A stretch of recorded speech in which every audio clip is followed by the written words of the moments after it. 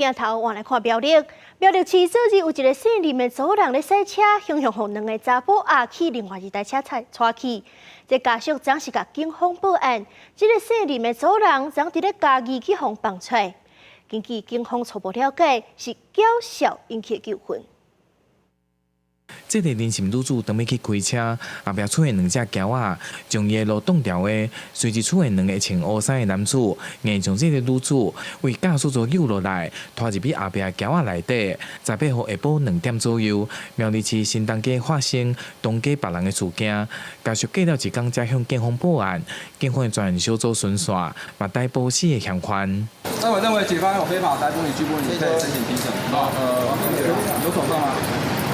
警方伫新北市的树林以及台北市的大安区逮捕了4个犯嫌，其中涉嫌压人的是李姓甲高姓男子，拢被带回警察局来侦讯。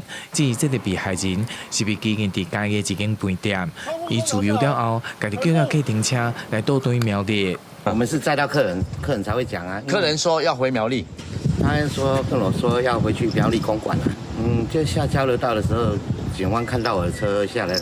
他就跟我车后面，然后就拦我车。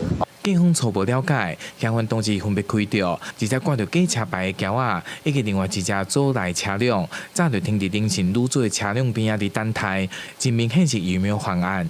至于林姓女子的翁婿是工程包商，不过意思是因为林姓女子涉嫌着网络签赌，该小组有债务的纠纷。被害人因与犯嫌已有签赌非法金钱纠纷，将人强行带走后。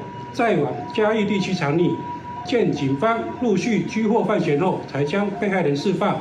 警方表示，目前国内共犯伫走，当日追捕当中，日目前抓到4个嫌犯，以及妨害自由、伤害以及窃盗等罪嫌，来移送苗栗地检署来侦办。